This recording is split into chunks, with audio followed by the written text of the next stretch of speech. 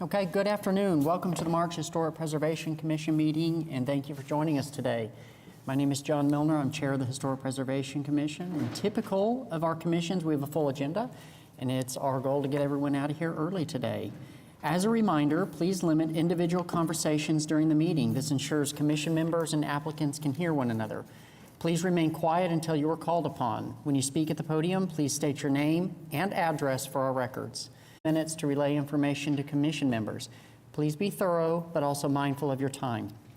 The agenda and documents for today's meeting are located on the PrimeGov site. If you're following along, select Agenda on the right side of the Historic Preservation Commission meeting to see items being discussed. Written comments received more than 24 hours before today's meeting are posted online and were shared with commission members.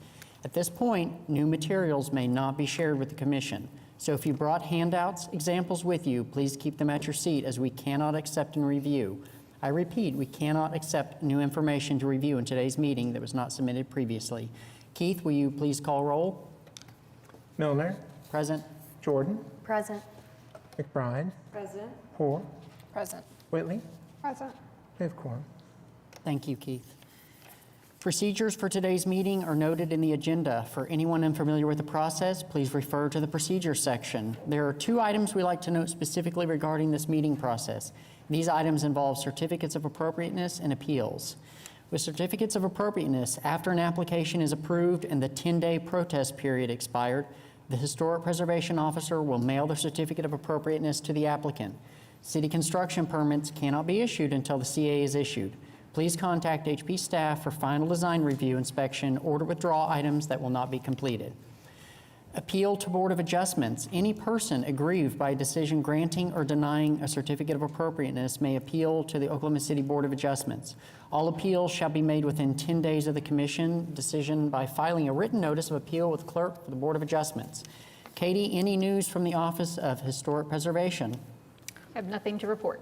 Okay, and we don't need, do we need to move anything today on the agenda? No, I don't believe so. Okay, have commissioners had a chance to review the minutes for the February 17th special meeting? And if so, do we have any questions or perhaps a motion to accept or modify? I'll make a motion to accept the minutes. Okay, we've got a motion to accept the minutes. Do we have a second? And we've got a second. Commissioners, please vote in PrimeGov.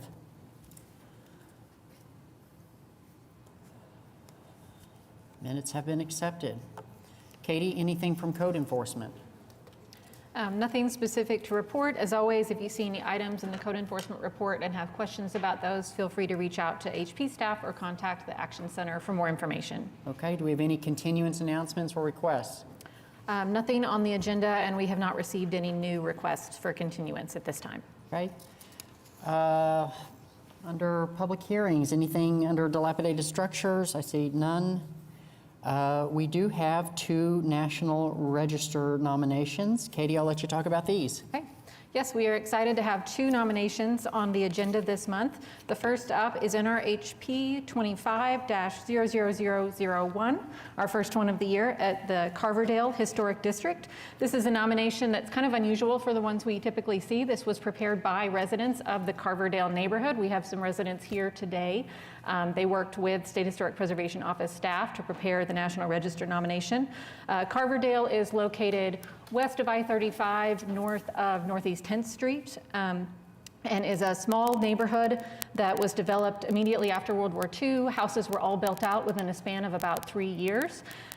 In that time, many returning soldiers would acquire a VA loan or be assisted by the GI purchasing a home after the war. Barriers in lending those often inaccessible to African American soldiers and veterans, but Carverdale kind of broke the mold with that, with 9 homes being purchased through the GI Bill by African American soldiers. That was an important part of the development and the history of the neighborhood, and why it is eligible under Criterion A, which is for history and community development. These are minimal traditional, which is the popular style immediately after the war. And the neighborhood not only provided housing for a growing community of African services and businesses, in their properties. You can see some alterations that were made over the years that to accommodate that, and just speaks to the kind of strength and the community spirit of that. We have a recommendation from staff for the commission to make a motion to recommend this nomination on to City Council and then the State Historic Preservation Office. And then we also have a resolution for the commission to read the resolution. This is a resolution of the City of Oklahoma City Historic Preservation Commission recommending Carverdale Historic District as eligible for listing in the National Register of Historic Places. Whereas Carverdale Historic District is located within the incorporated area of Oklahoma City, roughly bound by East Park Place, Belvedere Drive, and Windermere Avenue. And whereas the National Register of Historic Places nomination demonstrates the importance of Carverdale Historic District to the history and culture of Oklahoma City. And whereas Carverdale Historic District is locally significant in the area of history, ethnic heritage, Black, and community planning and development. Whereas Carverdale Historic District is an outstanding example of a post-World War II residential development in Northeast Oklahoma City. And whereas Carverdale Historic District provided not only housing, but a city within a city created by and for the neighborhood's African American families at a time when segregation limited access to housing and other resources and opportunities. And whereas Carverdale Historic District was an important hub for the civil rights movement in Oklahoma City with many residents active in advocacy. And whereas the Carverdale Historic District National Register of Historic Places nomination, prepared by Carverdale residents Nadine Stripling Smith, Jacqueline Ballard, and Kim Frazier, is an accurate and scholarly written document. And whereas this action is consistent with the provisions of Chapter 59, Sections 3300.2 of the Historic Preservation Ordinance contained in the Zoning and Planning Code, Oklahoma City Municipal Code. Now, therefore, be it resolved by the Historic Preservation Commission that the nomination of Carverdale Historic District to the National Register of Historic Places is hereby recommended for approval to the Mayor and City Council, the Oklahoma Historic Preservation Review Committee, the State Historic Preservation Officer, and the Keeper of the National Register. Nadine Stripling Smith, Jacqueline Ballard, and Kim Frazier are commended for their documentation of this important resource, which is representative of Oklahoma City culture and heritage. And the residents of Carverdale Historic District are commended for outstanding commitment to the preservation of their neighborhood and the history and culture represented by this important resource. So I think we do have a representative from the State Historic Preservation Office if you all have questions for him, and we have some residents from the neighborhood as well if anyone wants to speak. Commissioners? Turn my mic on. Commissioners, any questions? Okay. Would you like to share anything? Or? No, just Mike Mays. I'm the National Register Coordinator for SHPO. We do have somebody from Carverdale that does want to speak. Oh, okay, please.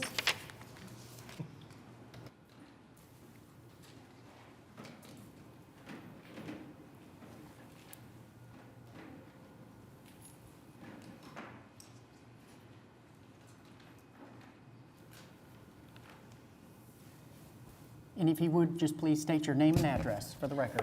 Good afternoon. My name is Rita McNeil Freeney, 3102 North Classen, number 103, Oklahoma City, Oklahoma, 73118, if you need that as well. First of all, I'd like to thank you for the opportunity to be able to say just a few words. I'm a member of the Carverdale Neighborhood Association, which is a newly organized association. And we are deeply honored to stand here before you today as we celebrate this milestone with Carverdale National Register of Historic Places nomination.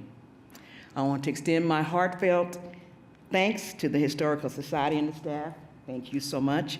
This recognition will not only honor the unique architectural and cultural legacy of our neighborhood, but also validates the stories, the struggles, and triumphs of the people who built it. And my dad was one of those World War II veterans, and we also had the opportunity to build a house there.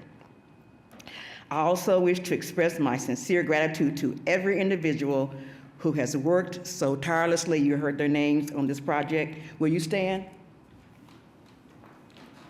Jackie Ballard and Kim Frazier. Thank you so much. And oh, there's Nadine Stripling. I didn't see you back there. Thank you so much. You have ensured that the legacy of Carverdale addition lives on for future generations, reminding us of all the rich tapestry of our shared past. Thank you, council members, for your support. Thank you to each and everyone who contributed to making this historic recognition possible. Together, we are building a future that honors our past, and I am proud to be a part of this journey. Thank you so much. Thank you.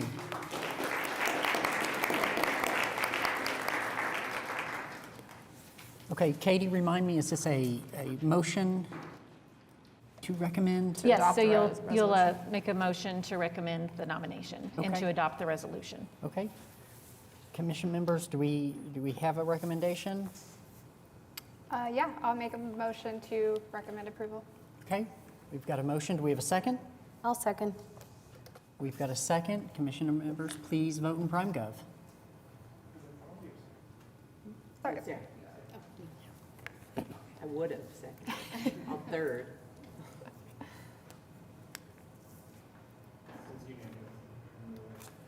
Okay, congratulations. That nomination is unanimous.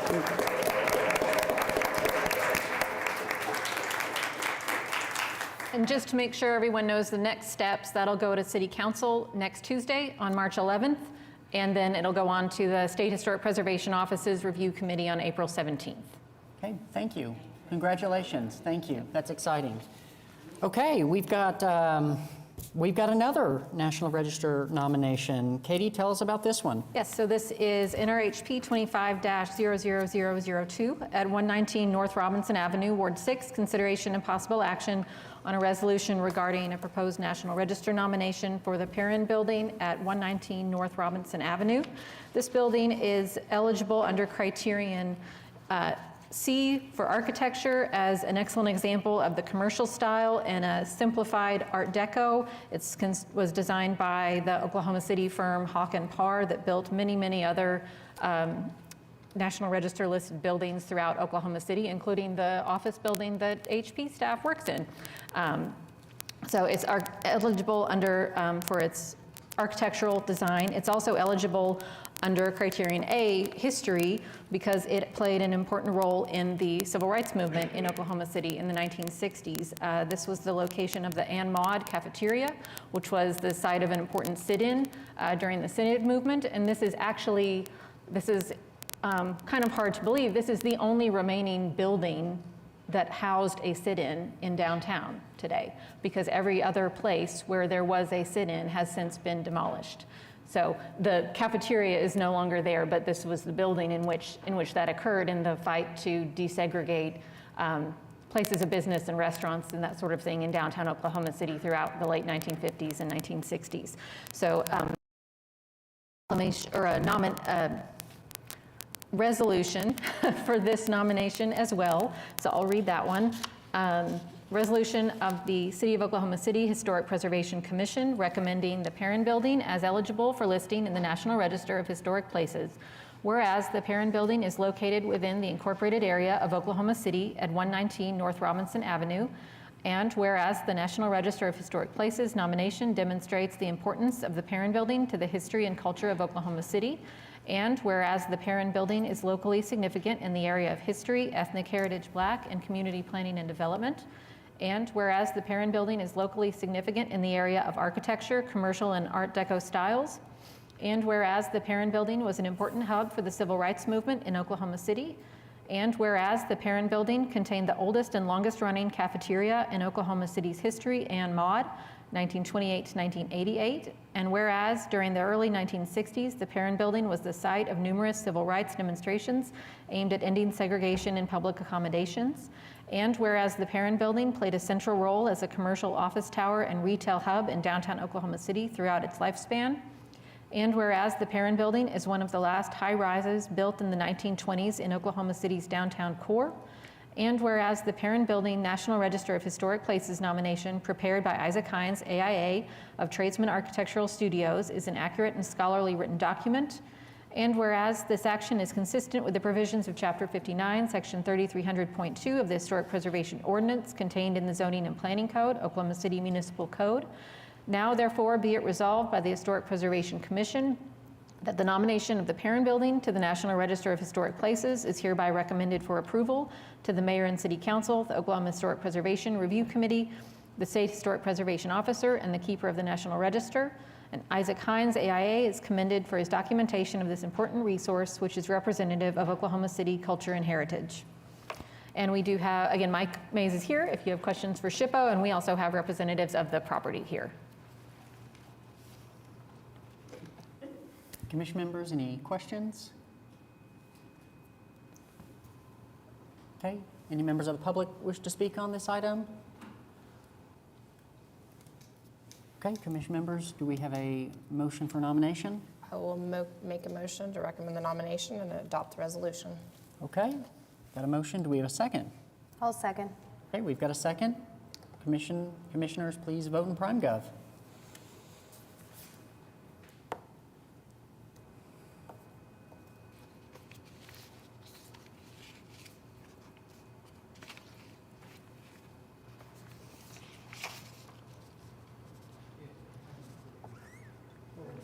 I voted yeah. It's showing up. Got it? Okay, congratulations. That nomination is also approved. Okay. Okay, Katie, anything else under National Register nominations? That is it. Okay, if you were one of those two items, congratulations. Your item is sent for nomination. You can stick around for the meeting or you can head out. Thank you. Again, congratulations. Okay, next up, we've got two items on the consent docket.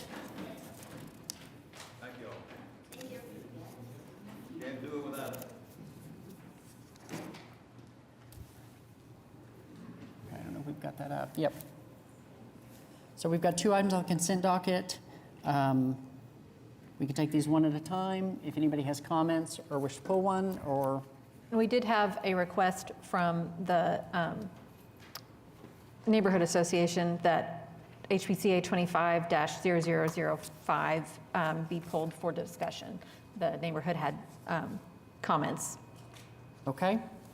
So we can essentially just, since there's only the two items, go ahead and discuss that one individually and then just take action on the other one on its Okay. own as if they were individual consideration. Okay. Okay. Is the member of the public that wishes to speak on that item present or representing the neighborhood?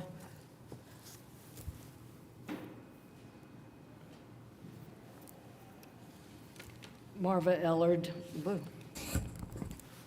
1521 North Chartel Avenue. I'm sure you all have read this one, and I think our concern is that they applied for a CA back in 2023 to replace the sashes.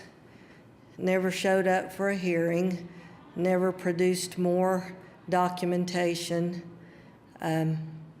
replaced the sashes, and then now it's on the consent docket for approval.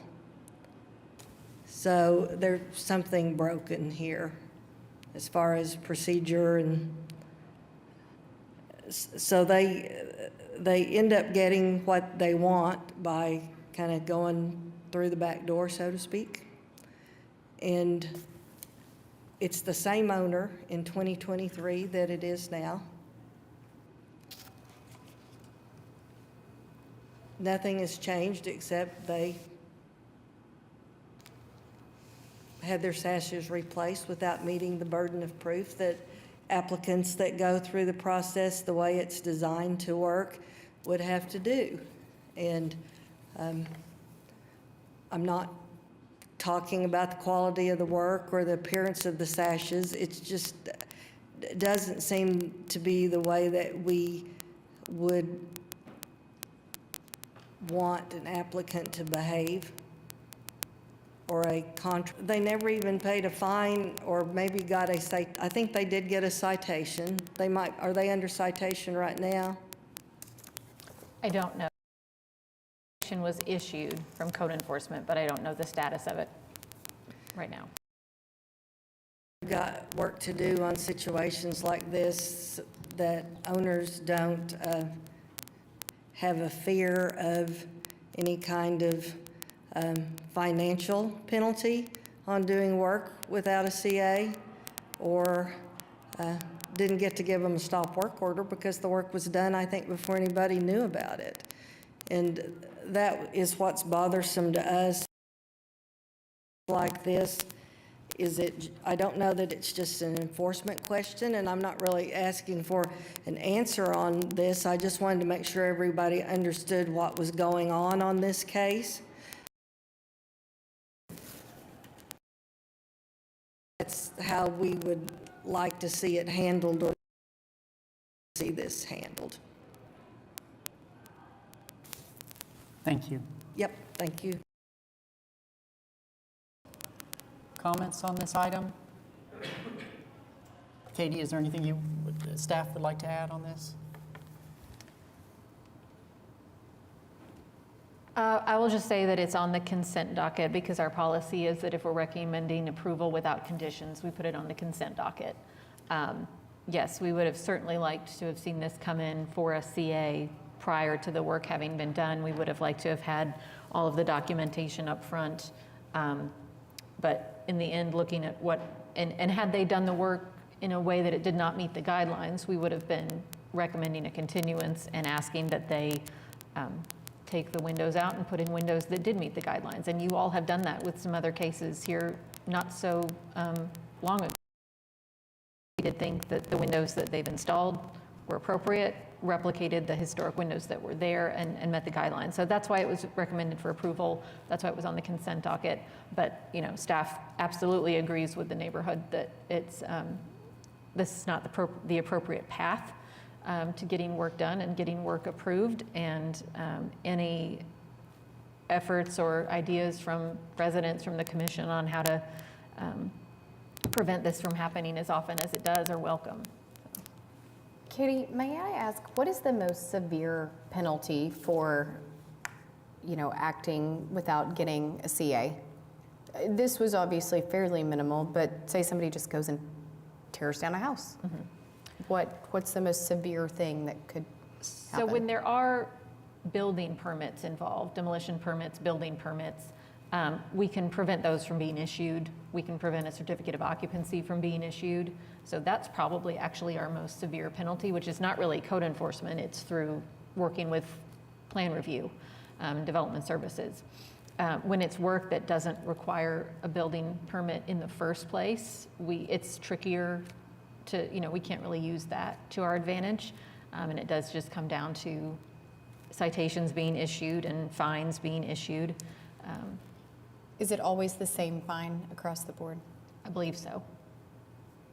It does feel like, this looks great, and that's, good deal that we can go ahead and approve it and move it on. But it does feel like, kind of no good deed goes unpunished if you're the one who does their due diligence and comes before us and takes the time and hires the architect and does things correctly. Yep. It kind of feels like possibly there's a little bit of a double standard there and not having some stronger response capabilities to this. I don't know how to explore that, but probably worth considering. Yeah.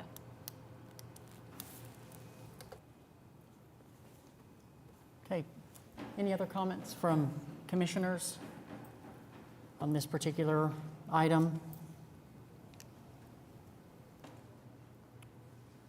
If not, do we have a motion? I will motion to approve the consent docket. I'll second that. Okay, we've got a motion to approve both items on the consent docket and a second. Commissioners, please vote in PrimeGov.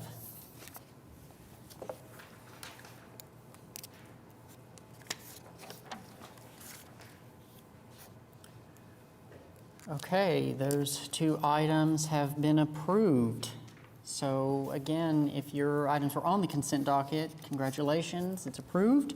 You have the option to stick around or stick around for the rest of the meeting. Okay, let's go into cases for individual consideration. We have 6. We'll start with HPCA-24-00106 at 525 Northwest 27th Street. Katie, tell us about this project.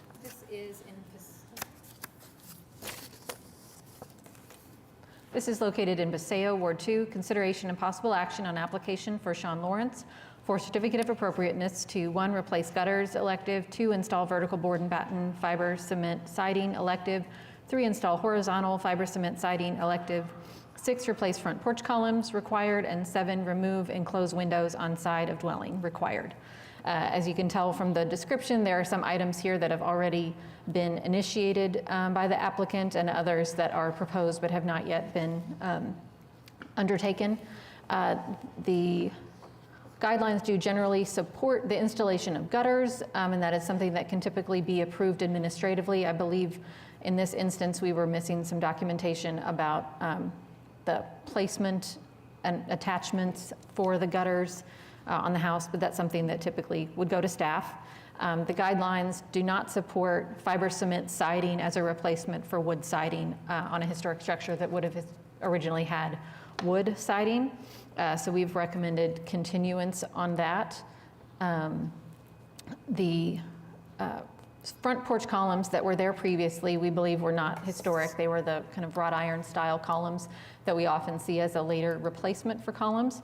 There are a number of other houses right together on this block that are all the same form, roof form, footprint, et cetera, same architectural details, and several of them have their original columns. That's likely what was in place on this house historically, just based on what we can see on the block. So, you know, in a perfect world, we would recommend going with a column that matches those that remain on the other houses. However, the columns that are proposed are not necessarily inappropriate to this structure. So I think we did have a recommendation to continue those columns. The commission may want to weigh in on whether or not you think what's proposed is appropriate. And then the removal enclosure of the windows on the side, those are forward of the rear 30% of the house, which is where the guidelines allow some flexibility for alterations to windows and doors. Removing those windows, covering those over with siding is not something the guidelines support. We did recommend a continuance on that to allow either for revision to that proposal or further justification, unique circumstances to permit the windows to be enclosed. Okay, thank you. And you Kate. do have, we gave you kind of two options to either continue this to a future meeting, either for the commission to review, or if we could work to a administratively approvable solution on some of these items with the applicant, or to deny. But they do have one continuance left. Okay. Katie, thank you. Is the applicant present?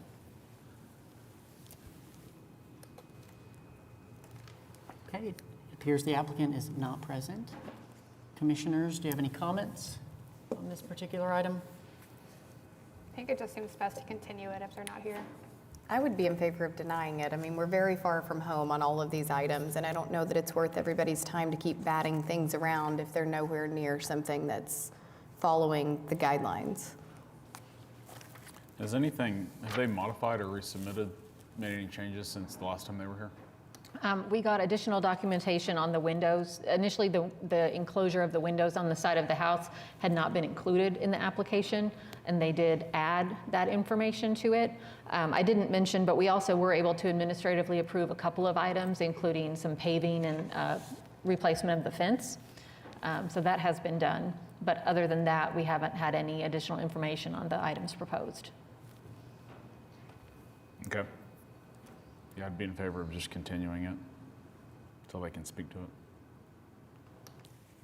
Yeah, I'll go ahead and make a motion to continue this to the It'd be April 2nd. April 2nd meeting. I'll second. Okay, we've got a motion to continue and a second. Commissioners, please vote in PrimeGov. Okay, that item has been continued to the April 2nd commission hearing.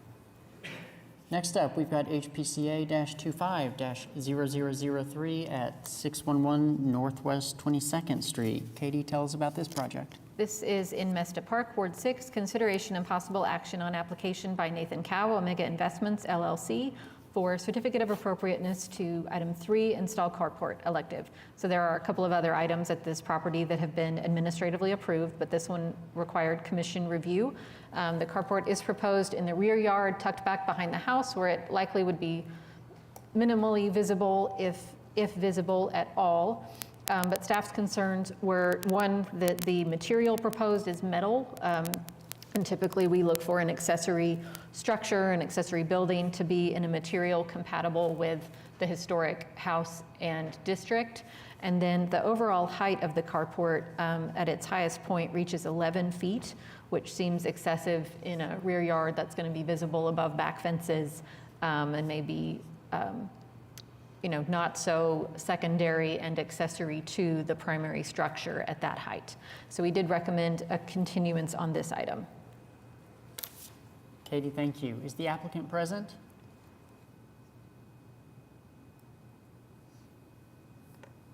Does not appear the applicant is present. Commissioners, any questions or comments? Did we have neighborhood comments on this? It just says that they agree with the staff recommendations, specifically regarding size and materials. Okay. Yeah, I mean, I don't see a way to move that one forward today. So I know that we don't specifically prohibit carports, so I would not be of the mind to try to deny it or anything, but I think they need to shrink it and come up with materials that are appropriate. Okay. Do we have a motion on this item? I will motion. Or actually, I need yeah. to ask, Yeah. are there any members of the public that wish to speak on this item? Okay, I will motion to continue HPCA 25-00003 to the April 2nd Historic Preservation Meeting. A second. Okay, we've got a motion and a second to continue this item. Commissioners, please vote in PrimeGov. Does yours pop up? Okay. There we go.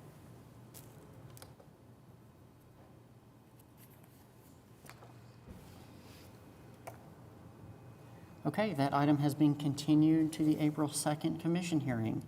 Next up, we've got HPCA-25-0008 at 816 Northwest 22nd Street.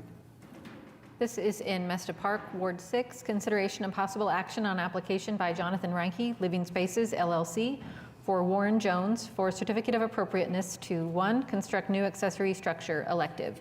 This is a 1.5-story accessory structure. It's not a garage. It does have a storage or workspace portion to the building, and then 2 kind of a loft space and a bedroom. It is designed so as not to officially be a dwelling, but there is sleeping quarters indicated on the floor plan of the building. This is, staff's main concern with this was kind of the proportion, the massing, the height, that for an accessory structure, this is beyond what we would typically support. It's 16 feet tall and is a half-story building.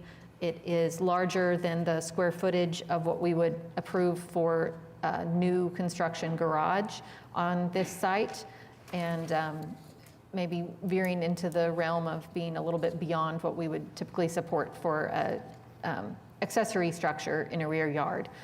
Design details, materials all appear to meet the guidelines and are compatible with the primary dwelling, which is concerns about whether it's a little too large.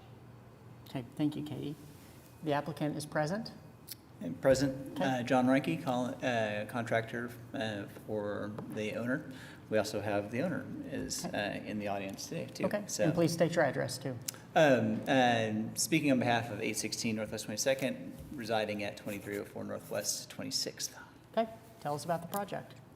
As Katie indicated, it's an accessory building, and we designed it for 1.5 stories. And as well aware, there's a pretty vague guidance there, but we feel like we kind of tried to get to the minimal footprint that we could to accomplish both of our objectives in terms of the square footage, which is 1 part guest area, 1 part workshop. So just going through, let's see, what else can I tell you about the project itself specifically? Placement of it was very intentional. We are well back on the property, but also inside of the general building setbacks. So there is an alleyway behind this project, so there's actually quite a bit more space between us and the neighbors to the south than usual. So we didn't need to design this as a garage, although that was part of the baseline for the original workshop size, was to be basically adaptable to a 1-car garage if that was a future requirement of a homeowner. So let's see. I do remember from one of the comments from the local historic preservation committee, Mr. Shin, I believe it is. Yeah, Paul Shin. He also, his note here supporting the continuance for more information. We were able to actually contact him. He's recouping from a surgery apparently, and we can't have a whole lot of conversations with him, but it does appear that his main concern on this project was related to the potential of using a metal shingle, which, as you guys will see in the notes from the staff, we provided that as a preferred alternative, but we do have in our baseline package, standard shingles that would be appropriate for the home and, this kind of thing. So if that's something that as a group the board doesn't want to support at this time, we can actually pivot fairly easily because we already have the documentation in place. So let's see. Are there any specific questions the board may have that I can answer about this? I did walk through all of the guidelines related to an accessory building, and I can work through my comments related to those if that's acceptable or needful or useful. Well, let me, commissioners, or anybody that has a question, comments on? I was just saying, I don't really have a problem with the footprint. I mean, 465 square feet is on the smaller side of new garages that are proposed. We've certainly approved much bigger ones. So that doesn't really bother me, especially since our site coverage is still below the minimum, or the maximum, I mean. Yeah. Sorry? I was gonna, I thought you were done, I'm sorry. So, but just to finish the thought that I thought was relevant to that, there aren't any accessory buildings really on this block except for one that's directly across the alley and to the east from here, the height of which is about similar to this from what we were able to ascertain. You can see it there, 813 Northwest 21st in this particular shot. And the blend of buildings along this line, 812 is a multifamily, Puffer is the next one, Logston Home, that's a multifamily also. No, that's single family. Is it? Okay. Northwest on 22nd is also multifamily. Right, which is actually the point that I was just about to bring up. On the other side of 22nd Street, and the owners there just got through constructing fully fledged 2-story structures in the back. So it's not necessarily a good precedent, and we don't really want to go that route, but it's definitely indicative of the kind of things that are happening. So just across Francis and going to the west, there's a very large structure. In terms of footprint, it's all 1 story, but it's pretty much a rambling 2-story garage with a whole bunch of things going on. So this is much more modest in terms of overall space usage than that is. So. Yeah, that was actually going to be my next question, was adjacent accessory structures to see if you could justify the 1.5 story. Do we have any documentation of what was there originally of an accessory structure? Just do we Sanborn show Yeah, the just one story? Sanborn maps show a smaller garage, and then behind it, in the very rear corner of the yard, some other type of accessory structure. I can, Okay, I see that. got it up on the screen there. I didn't particularly have a problem with the height, and I may have misunderstood something, but I thought that we could administratively approve 1.5-story garages. Is it an issue with the pitch of the specific garage with the height? We can't administratively approve any garage. Or sorry, I thought it accessory. was within the guidelines to approve. Yeah, so there's a separate set of guidelines specifically for new construction garages and then accessory structures. And the accessory structure section really is contemplating like tool sheds. And that's one of the things that I think as people are building more, a wider variety of types of accessory buildings, that section definitely is due for an update. So staff does have the ability to administratively approve accessory structures. Generally, if it gets beyond the size of what we would approve for a garage, we're going to bring it to the commission. If it's installed on a permanent foundation with, all the utilities and bathrooms and that sort of thing, we're going to bring it to the commission because it's much more permanent in nature. And then with the height as well. Usually when we're approving it administratively, it's something that's maybe 8-10 feet tall in the backyard. Got it. Okay, So, thank you. With respect to the height, if I may, in the actual application on page 10 of 41, and we actually have a cutaway through the structure, so it's a section. I don't know if we can bring it up there or not, but we actually did this where we try to keep the roof line as low as possible while still having technically functional space there. So we've got, on this particular picture, there's a model in the model, and that model is, what did I tell you, Puffer? It was 5'6", I think? 5'4", but yeah. 5'4", yeah. So, and you can see that model's height, is basically just underneath the pitch of the roof and more or less along the center line of the building. So we really did try to keep this as minimal as possible while still getting to that 1.5 stories. But it was definitely a moving target, or not a moving target, but it was an interesting design challenge. The only two suggestions I had were, we don't, and I guess to Katie's point, accessory structure is, I guess, what it is, but maybe not as relevant in our guidelines. So, say we were reviewing this like we would a guest quarters on a garage. We don't really see a lot of street-facing pedestrian doors. Mm-hmm. So that would be one suggestion that came up last month for someone else in the neighborhood too. And then I think, and if I am misreading this, feel free to jump in and correct me, but I think one of the issues was that it's the same width as the back of the primary structure.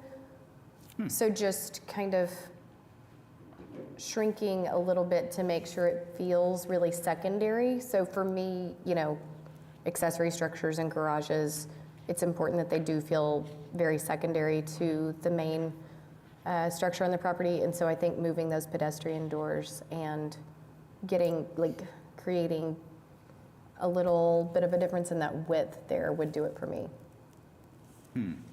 So can you, going back to the pedestrian stores, I hadn't actually noticed how similar those were, So, the actual guest area is about 15 by 15, so just basically a good-sized living room. And the garage area, or the workshop area, is 10 foot wide, so it's 25 feet. I didn't really even look at how that looked with the house itself. But to the other point, will you tell me again what you're talking about with the pedestrian doors?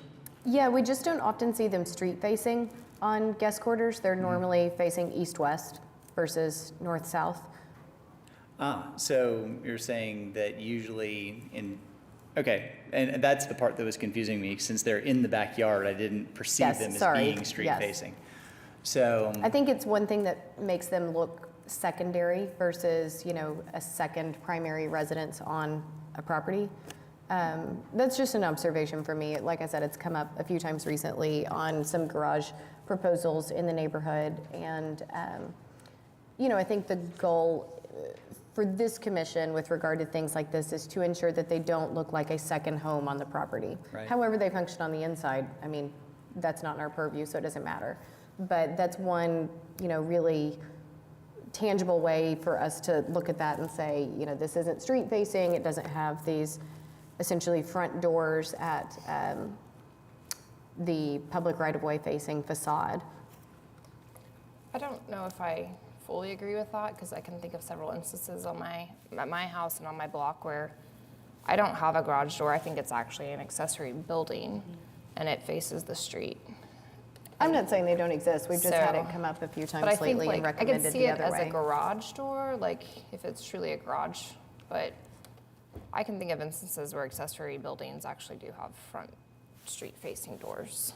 Yeah. So that doesn't bother me. Yeah, it's not something I've ever thought about. I can tell you that when we were placing those doors specifically, we walked through how are we going to access each portion of it from the main home when we're going to it. And obviously the straightest distance between 2 points puts them on that face. So anyway, but it's an interesting point. So thank you for bringing it up. And what else can we talk about? I want to make sure I understand that this is not being used as a garage though, right?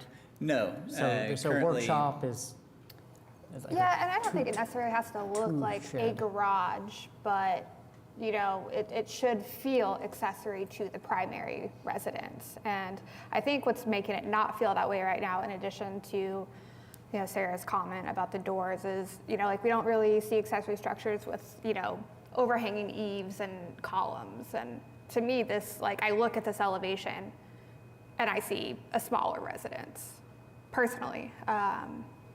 So that is maybe something I would tweak. And I do think proportions are important in this instance as well. So I think it'd probably be hard for me to move forward with approval on this today. But as far as square footage goes, I don't have a problem with the 465. I think that's pretty minimal for the neighborhood. And I appreciate the really thorough lot calculations. Yeah. I love that. I always ask about that. Yeah, I think for me, even moving one of those pedestrian doors That's what I was to gonna say. an east-west. 2 is excessive. Yes. But Yeah, so it doesn't look like a small duplex in the backyard. It's really attractive and I think, so close. For me, I think would like to see at least one of those move to an east-west. Hey, any other questions for the applicant on this one, commissioners?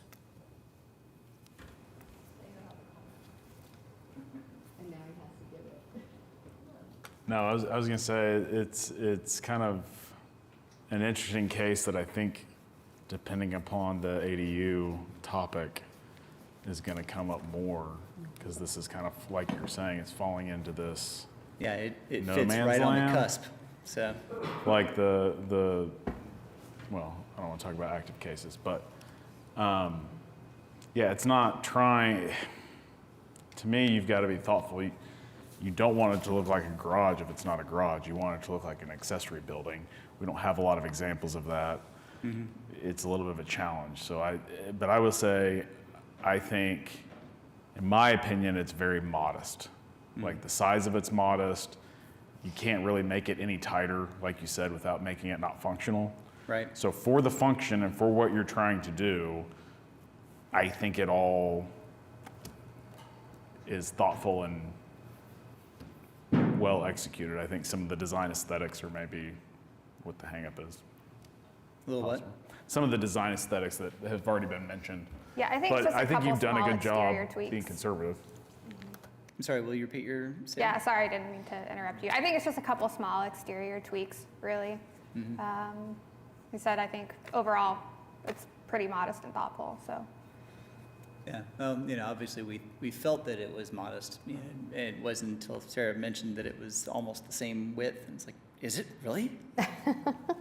So, you know, and it definitely feels like it's secondary to the, you know, I mean, pretty much everything along, you know, the Holst Jones residence is 2 stories with, you know, those big giant overhangs, and, you know, it's got a lot of presence.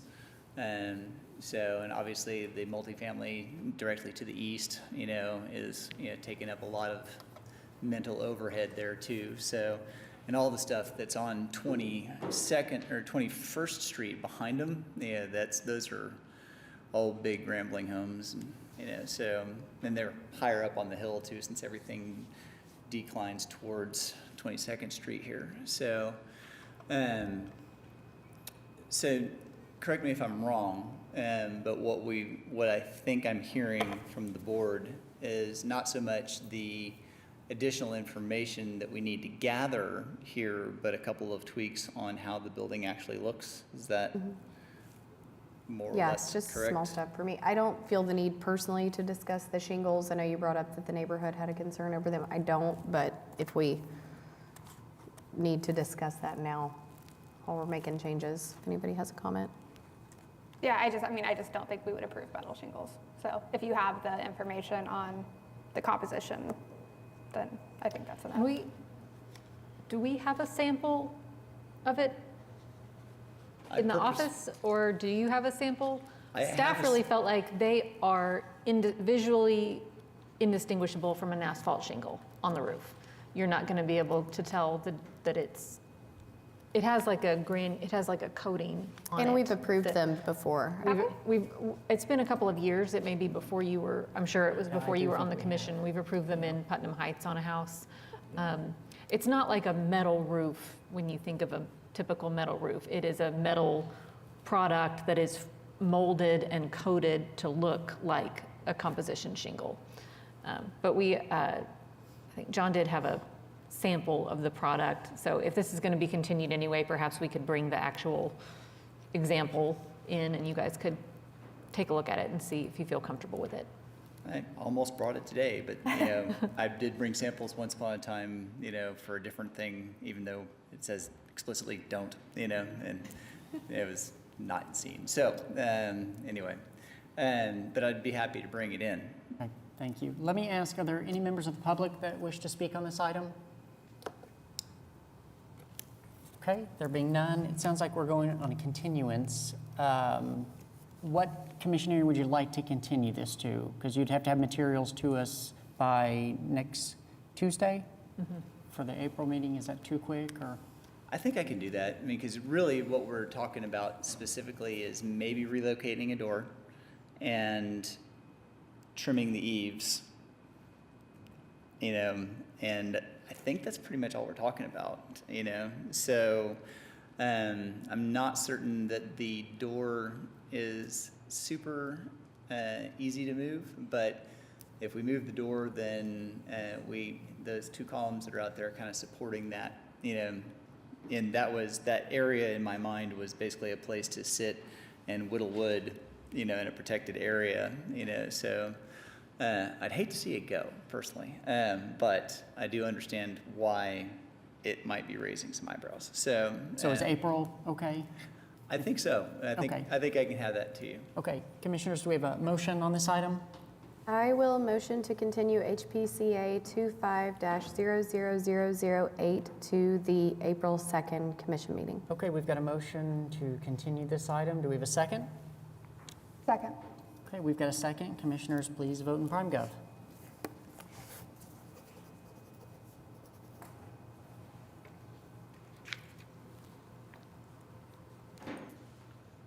Okay, this item has been continued to the April 2nd commission hearing.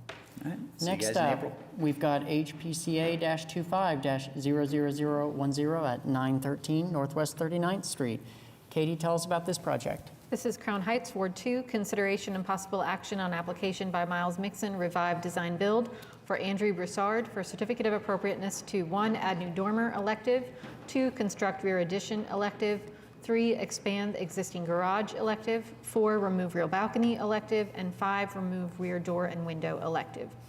So staff is fully in support of removing the rear balcony, which is not historic and looks not safe as well. Staff's also in support of the expansion to the existing garage. That's not going to be visible from the street whatsoever. It's making it more functional, and they're largely keeping the historic structure, so that's great. The proposal to remove the rear door and window, I believe, is somewhat contingent upon approval of the addition. So that would kind of depend on if the addition is approved or not. But otherwise, staff didn't have concerns about that. So on items 1 and 2, those were the only ones where staff had any issues. The dormer is in a location on the roof where there's an existing kind of roof condition that's creating water issues. Staff fully agrees that those need to be addressed in one way or another, but the proposal to add a dormer at this scale on the side of the house where it's fully visible of the street is not something that's supported by the guidelines, so we would recommend a continuance to investigate some alternative solutions to that water issue. And we know that the dormer is also proposed to address interior space as well, but the guidelines are not supportive of a dormer at that size in that location on the side of the house. And then the rear addition, as proposed, the actual size of the addition is well within what the guidelines support. Beyond the addition, there is a covered patio proposed, and staff would just recommend some modifications to the roof form of the addition and patio so that it's not such a large expanse of uninterrupted roof plane extending that deep into the backyard of the property. Lowering the portion that's over the patio, the porch, making that a flat roof, some sort of break in that roof so that it's not so massive in proportion to the historic house itself. Otherwise, I don't think we had any significant issues with the details and the design and form of the addition in and of itself. Katie, thank you. The applicant is present. Miles Mixon, 515 Northwest 42nd Street. Thank you. Where do y'all want to start? You have questions for me or first or? My first question is just, is there another, well, I guess for staff, would we support a dormer on the side that was smaller? Kind of simplest question, even though it is, We've on the approved side and side not the dormers rear. before, I feel I like. thought we had, but I don't know. I feel like I how have a specific subjective one that in my was. head that I'm thinking of. I guess that was my question to staff, and my question to you was, if this dormer is too big and it just can't be approved, what's the next best solution? Yeah, and as far as the dormer goes, I think we're kind of like the unique circumstances. We have a dead valley. I would say this house, particularly the rear portion of it and that west elevation, kind of evolved. Probably didn't have HP approval to do anything, obviously the balcony included. So, just practical necessity, like we have this dead valley where it leaks. We obviously have to do something there. I agree, the dormer is large, swing for the fences, right? But we also know that we want to have continuity, we want to have order with the original architecture of this home. We have a dormer, and a bump out on the east side of the property. And if we need to do something that kind of mimics that to the west, we can. But I do think that in that room up there, just based on the direction of the flooring style and grade changes, like the actual wood, it's like he did an attic conversion back in the day and then created the dead valley and added the balcony, and it's kind of just like the Hot Mess Express up there. So we're trying to, our goal and my goal on all our projects is for when you look at this project, you can never see, it looks seamless, it looks like it's always been there, all the finishes would match, window style would match, everything would match and look seamless with the rest of the house and with all the other elevations. To the question about dormers, what the guidelines say is dormers, if needed to make attic space usable, must be located only on non-primary facades. It's not appropriate to locate new features on front or street-facing elevations, such as on corner lots. So we're kind of in this in-between area of it's not the front, It's not street facing on a corner, but it is partially kind of obscured by the chimney and the gable at the chimney on the side of the house, but it is still in a location that's visible from the street, and it's, of a size that seems to be kind of out of scale with other features on the house. Like there's a dormer on the other side of the house, but it's much smaller, and it's got a hip roof. So there may be some room there to allow for a dormer, but I think as proposed, this was not something that was in keeping with what the guidelines suggest. But it's somewhat subjective. The guidelines are open to interpretation. It's not concrete on that. Right. It doesn't say absolutely no dormers where they can be seen from the street ever. Yeah, I have no problem with a dormer there, especially since it's fixing what is a pretty significant water issue. But I do think it's just a tad out of scale. So if there's any way to, bring that down some, I think I'd be fine with it. Yeah, and our overall proportions on that are just to match basically the room that we have there. The other problem we have with no dormer there and no window there is that Mr. Broussard is wanting to use that as a potential bedroom. And so obviously with no egress for if there are a fire and there's no way to exit that, there is the door that goes on the balcony, but that is probably a 20-inch wide door, I know, which is not something you see a whole lot, and we would obviously want to get rid of a door that's going off into what will eventually be no balcony. Yeah, I think, and I understand all that logistical side of it. I think I'm struggling because I think the addition is very thoughtful and elevates the design, but keeps with the design. And I'm struggling because I want to give you something that is helpful, but like the dormer just doesn't feel like it fits. Like the hipped roof on it, or there's something about it that just kind of feels not resolved the way that the addition Yeah, and I think is go doing ahead. such a good job of. And that hip that's there, we were trying to mimic the hip that is basically straight due east of it on the east elevation.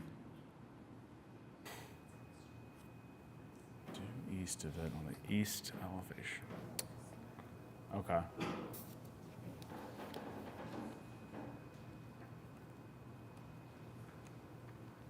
Yeah, but that's like, okay, it's half the size. Yes. Yeah.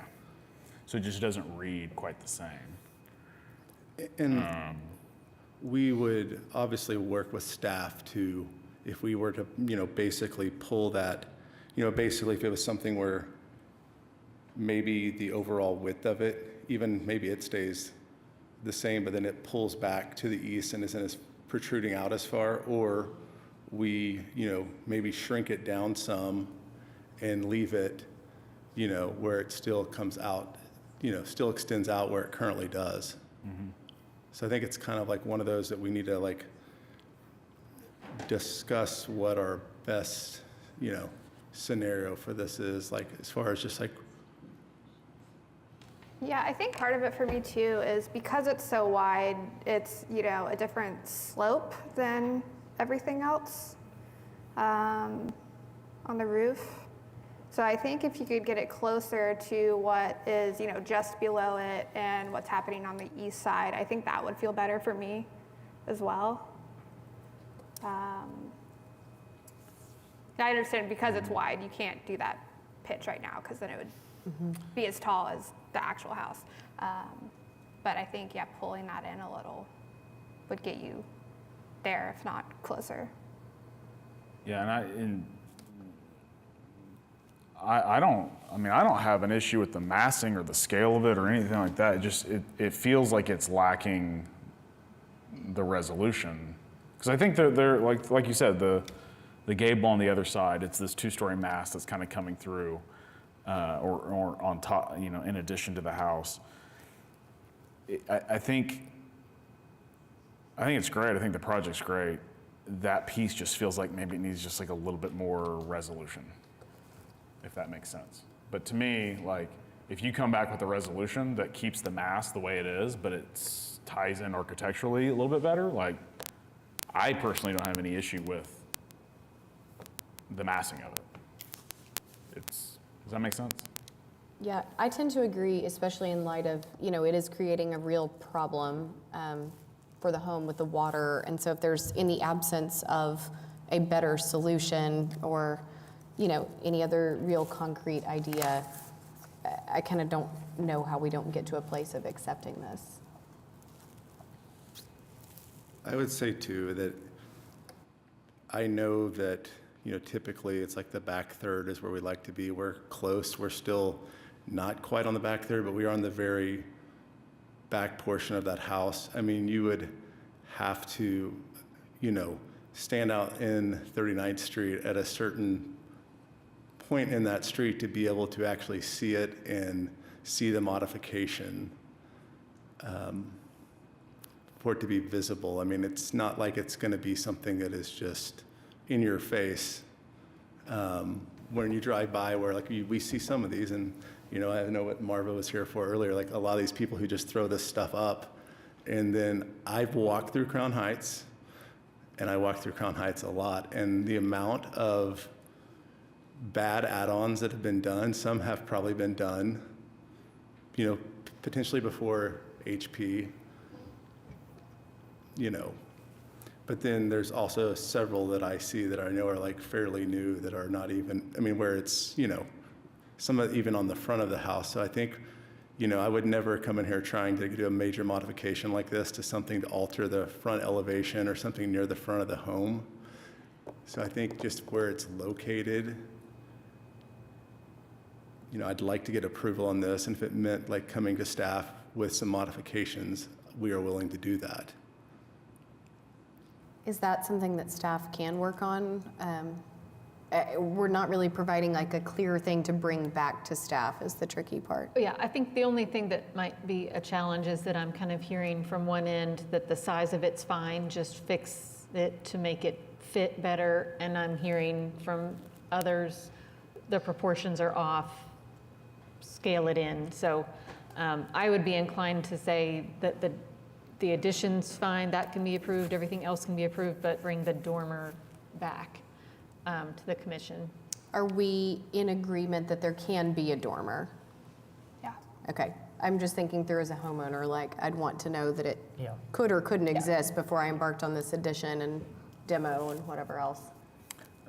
Miles, out of curiosity, other than because I don't know that this would affect the water issue that you're having, but tell me why the kind of reason behind changing that kind of kitchen hip roof back to a gable. I think on that, so you're saying going back from the... It's currently a hip, and the proposal changes it to a gable on the west elevation. Yes. And that is something that we can also... I'm not opposed to it, I'm Yeah. just kind of curious on the why.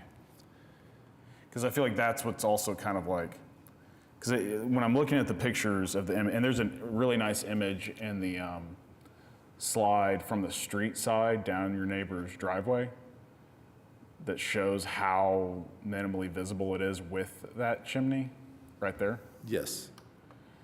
But I'm looking at this original architectural style, and it looks like it's got gables, everything forward of the street. And Yeah. then they're attempting to mute everything or tone everything down with hips as you go towards the rear. As you go towards the back, because usually you see it one way or the other. You see either a hip Yeah. gable or you see like this open gable, and this one has a little bit of everything.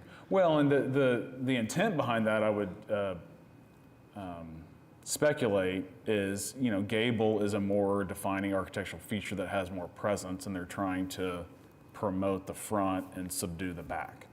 So I think that's probably the intent of the original architecture, and you're seeing that with all the other elements, and I'm just asking the question of, does changing that to a gable help or hurt you with this dormer condition. You know what I mean?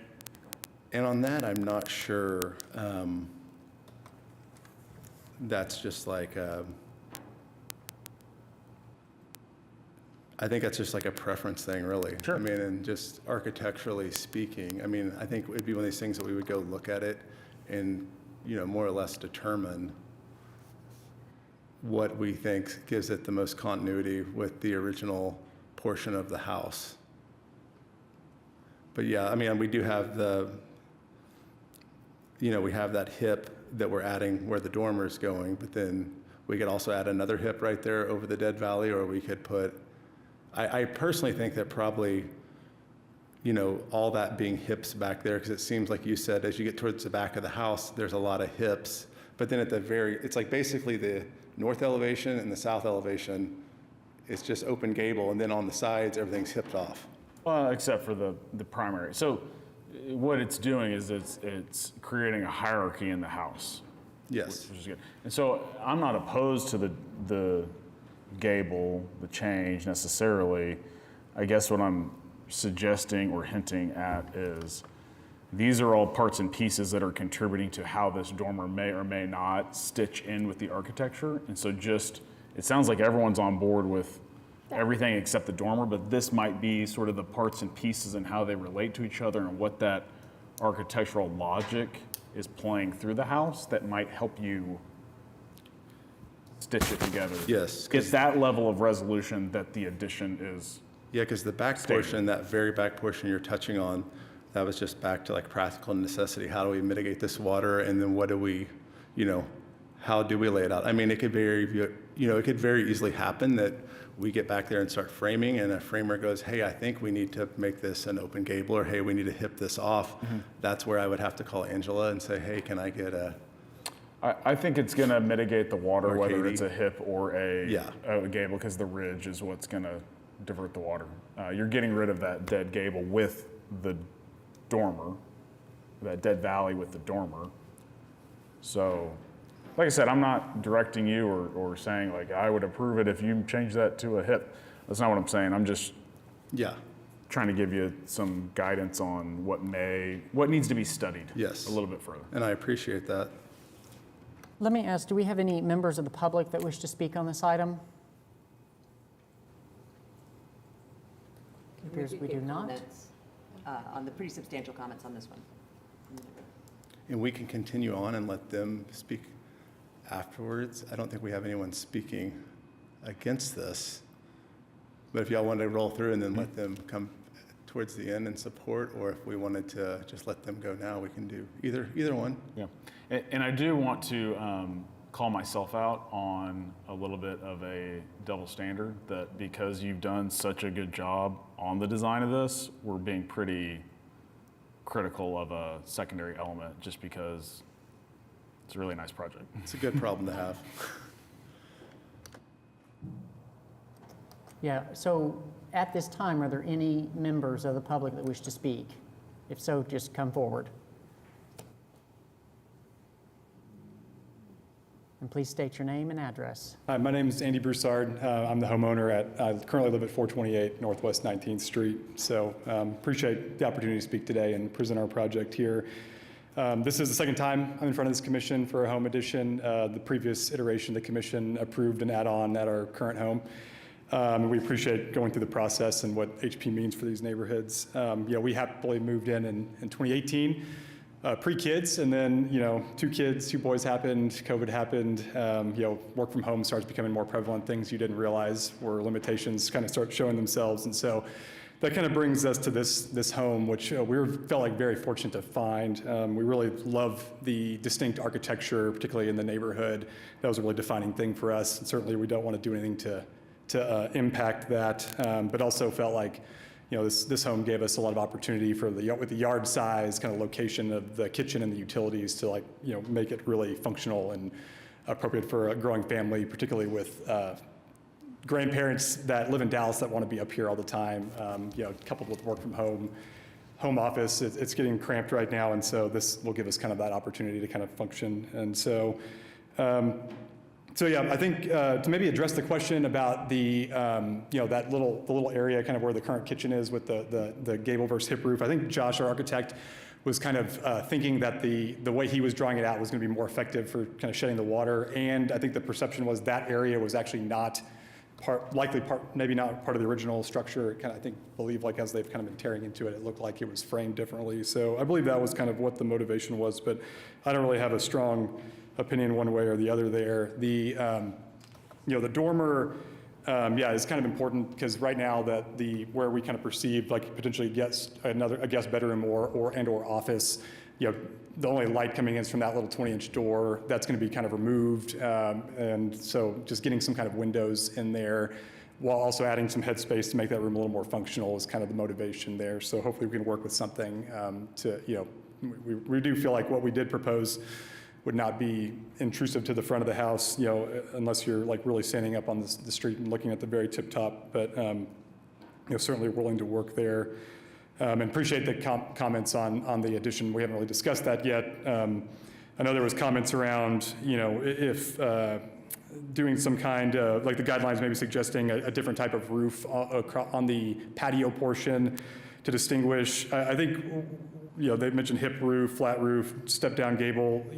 We really were prioritizing kind of that design that allowed us to include those distinct arch features in that one and really feel like the way we proposed the roof line helps kind of accentuate those features as kind of a complement to the existing architecture, and maybe doing those roof options would kind of take away from that a little bit. So we would hope to maybe keep the roof and design of the addition as is there. So anyways, once again, appreciate the time and allowing me to speak here, and thank you guys. Thank you. Commissioners, any other questions or comments on this item? Last comment, Oh, sorry. no, that please I go have. ahead. Oh, I want to highlight as a helpful guide your roof plan. So I think the fact that hipped surface is so foreshortened sort of indicates that there's something that's not resolved. Does that make sense? So like it's almost like if, just as a suggestion, if you were to take that 912 pitch that the east side has and figure out how big of a massing you can get before you hit the ridge of the main house, and then can you do just a little bit of a 1 foot recess, run the rest of your dormer out, and maybe that gives from the street that massing solution. Something like that, I think, is what it needs. I'm Elaine Hardwick. I live next door at 909 Northwest 39. I emailed you guys, all of the neighbors are very much in support of this upgrade for this house. The Duties, who probably may have been the original owners, lived there forever. And he was a huge DIYer, like the back deck and running electricity where it shouldn't be run and that kind of thing. And for me personally, when Gabe died and Wilma moved out, the family cleared everything out and sold it as is for auction. So a flipper bought it, and then a single woman bought it from the flipper at closing. And then she lived there and did some work, but it was mainly just kind of lipstick on the pig, like don't move that because there's a big hole in the side of the porch where the stucco isn't. And then she sold it to another single woman who never moved in. And so just watching this home, for me personally, I've lived next door for 37 years. To go in such disrepair, and then to have the Broussards come in and really want to make it be their forever home. And I just hope so I'm here to say the neighborhood's all in support of this and allow Miles to just fix the roof issue. I've added onto my home 3 times, and the commission had an issue with the pitch of my kitchen addition. And so we had to, work while in construction, coming back saying, this is where we are now. And that's, what ended up working for everybody. And it was kind of like you don't know until you really get in there and see where things line up. But that's the reason I'm here. Thank you. Commissioners, any other questions or comments on this? I mean, I'd be happy to move forward with everything else. I agree, honestly, with the homeowner that I think the pitch of the addition and the roof, though I know not technically supported by guidelines, is important to the design of the arches. And I think it brings a lot to the design, and I think it's really, really thoughtful. So I personally don't have a problem moving that forward if no one's going to get too mad at us. So we would be looking at moving forward items 2, 3, 4, and 5, right? Yeah. Miles, would you want to continue the dormer to the April meeting? Stuff would be due next week or May. Can we put the dormer to a vote? Whoa. Well, we wouldn't separate it out. We're kind of ready to approve your whole rest of your, Yeah, guess. Yeah, it's up to, I mean, it just has to, do you have any other comments? Were you going to say anything else? I'm wondering, Miles, or- is there a potential, I mean, just because we are like, I know they are ready to get started, and just that portion of it, like opening up the roof into the existing house, that's usually the first thing you want to do before you come in and start doing, I mean, it's just the first thing that really needs to happen in the sequence of events. And so I would like to see if there's any, I mean, is there a scenario where we can provide some additional documentation, maybe, I mean, You can, and we're going to continue it. That's the only way we can get, you can't supply anything now. yeah. And Katie's indicated that staff's not entirely comfortable with administrative approval because we've had comments on that, so. Okay. I think that if you want to tell us what a secondary solution would be, I mean, that's the thing, it's like we've all kind of said, it's I mean, I think the close, but secondary it's not, you solution know. would be what Mr. Ramey proposed, and obviously we could shrink it down as well. I So guess the agreed upon basically, condition would be that it was shrunk by, whatever, 20% and it was recessed by X%. It just feels a but- little specific to. Yeah, but I don't think you want to put those types of performance metrics on it, because once you get in and study it, the scale and the massing is going to have Right. to shift and change based on what you're doing. and I'm just like looking at it like from an inches perspective, but like if we went to like 60 by 187, which would basically half the current size of what we have proposed. The size isn't an issue for me. Yeah. I mean, I think you go bigger if it's stitched in better. Well, and I guess why I'm asking for a vote is I feel like I have a lot of positive feedback right now, Yeah. and I'm, I mean, everybody knows I always really value the neighborhood comments. Like I'm always happy to see a house get a lot of new life. I've seen this house in person multiple times and understand how dysfunctional that room is. So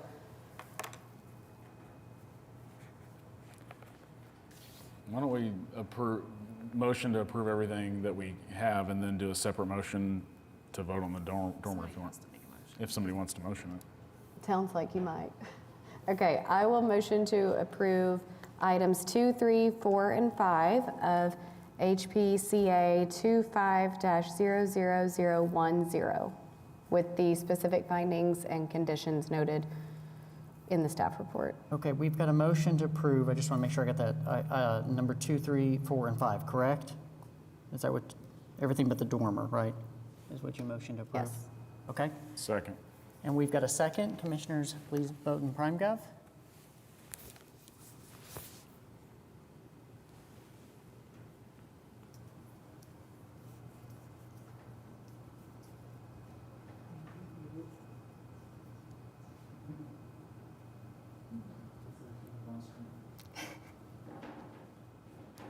Okay, items 2, 3, 4, and 5 have been approved.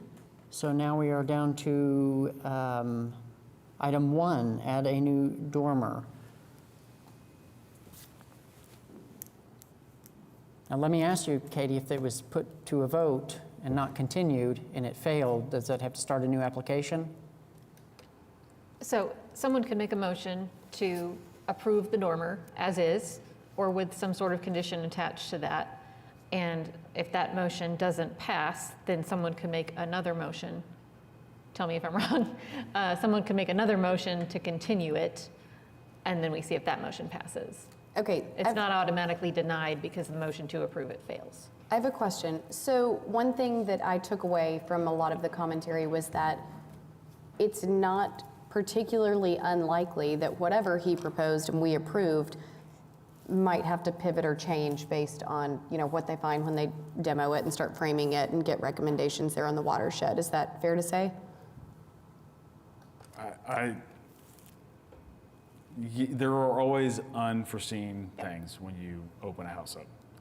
Generally speaking, whether that is a hip or a gable or whatever, the water issue should be resolved and you should know what your strategy is before you open that up. Correct. So that's an irrelevant point based on both scenarios mitigate the water concern. That's not a relevant fact for the dormer. And if we were to encounter something, a modification that would have to take place, where we'd have to pivot off of what we proposed, the first thing I would be doing would be notifying Katie and Angela and Daryl of those potential changes. So there won't be any of this, like I just got out there and just started, oh, well, we ran into this. I think I'm just going to make this 3 feet higher than what I've proposed. We've seen it all before, Miles. You never know. So Caitlin- here's my concern as staff. I am very concerned about the appearance of what is currently proposed. I think it's inappropriate. I think changing the existing gable from a hip to a gable is inappropriate. I think the proportions of it are inappropriate. I think we're going from a complicated, not so functional roof to another complicated, I don't understand how it's functional roof.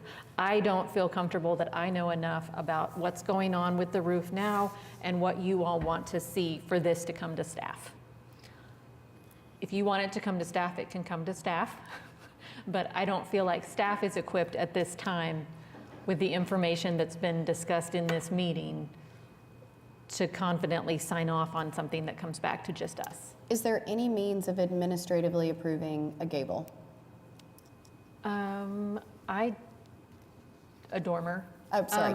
Sorry. We I'm just wondering if they approve, you know, the bulk of this project and we've all said, okay, we're on board with there being a dormer, and he starts tearing it in and he goes, okay, I can meet the guidelines for that and I can just come get this administratively approved and be on my merry way. I would have to. I think we're all on the same page that it needs to be continued to next month. If we want to humor Miles and vote to deny it, we can. Well, we have to now. Wouldn't be the first time. Well, I mean, we have to do something. I can just tell you that I won't vote for it. Okay, then we just need a motion to continue item 1 of HPCA, whatever, we're on 25-00015. Are we on 15? No, sorry, 10, to the April 2nd meeting. Okay, we have a motion to continue item 1 to the April 2nd commission hearing. Do we have a second? I'll second.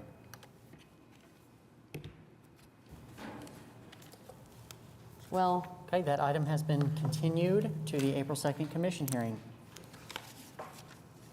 talk about shooting your shot. Thank you all. Thank you. Okay, next up, we have HPCA-25-00012 at 422 Northwest 35th Street.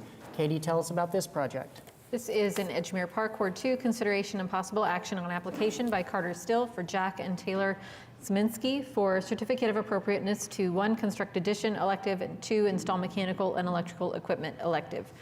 This is a rear addition, and that is the only change. It's all just at the rear of the house. Size-wise, square footage-wise, no concerns. Building materials are compatible with the existing structure and meet applicable guidelines for materials at new construction. Primary concerns were the lack of windows or other articulation on the, I'm going to forget which one's east and west, but on the side of the proposed addition. We do have a pair of windows on one side facing the garage, but the other side is just one small window. The other concern with that is that the proposed window is stained glass. We generally don't support stained glass where there's not historic precedent for that in the structure, because it does tend to be particular to certain architectural styles and time periods, and not all houses would have had stained glass historically. Okay, Katie, thank you. The applicant is present. I am representing the applicant. Okay. Carter Still, 2644 Northwest 57th is my residence. Okay. And Taylor Szymanski and Jack Szymanski are the homeowners. Okay, tell us about the project. So we are looking to add on to the rear south side of the house. I agree with Katie, it's confusing because this is an angular lot, so it's a north-facing house. It'll be in this image on the left-hand side, inset from the current corner of the house. So those 3 windows above the condenser there, plus the 4th window to the right of it would be taken off, and the structure would exist within that area. So again, 18 feet by 28 going straight back. It does not impede the garage structure, but it does overlap it. So the garage will remain functional with the existing setup of the property. Sorry for the dishwasher in the yard, that was my fault. But the 2 things that, like Katie mentioned, are not straightforward are the wall-to-window ratio and the stained glass window. So Jack and Taylor spent a lot of time and were very intentional about their planning for their addition, which is going to be a bedroom and a master bathroom and closet. The stained glass windows where I'll start, that is going to be going above, or it's proposed to be going above, a bathtub. And again, because see that fence there, it is directly on the edge of the property. So as we go back and we're inset, the house is going to basically be acting as the fence line with the neighbors. So adding windows on that west side of the house is basically like adding a window into your neighbor's backyard. That currently exists on the house, but it's facing the house and not necessarily their backyard. So the justification for the stained glass window is the privacy that it provides. They've sourced it from dead people's stuff, so they went and found something that was of commensurate age with the property. They drove around the neighborhood and did find stained glass on other houses in Edgemere, and then they've read articles of some of the most celebrated historic homes in Oklahoma City, as well as some of the relevant design for this time period, and stained glass was mentioned in both. So I'm not here to tell you that it is original to this house or strictly appropriate for this house, but they are excited about it if it could be approved. A goal here today is to leave, kind of like Miles, with approval so we can get started. They are living in a rental, and so time frame here to move in is important. And so an item like that, I don't want to lead with this necessarily, but for the sake of everyone's time, if it needed to be changed to one of the original windows, then they are acceptable to that, but they'd strongly prefer the stained glass window that they selected. The other, I don't know if there's any discussion on that before I jump to the other potential issue. Commissioner, any questions on anything so far? Sorry, and I just, processing the information and listening to you, this is kind of odd. So the fence dies into the back of the house, and the driveway is what's adjacent. It looks like there's 2 proposed additions in the packet? No, only one addition that's coming off of the Like west. 2 options. It looks like there's one that's like longer and one that's wider. If you're referencing maybe the floor plan, then that Yes. was provided before finalizing it, and I'm sorry that that's Okay. the way the packet presents. I was speaking with Katie on the phone while sending that to her, and appreciate her putting it in there, but we've adjusted the interior floor plan. It is going to be 1828.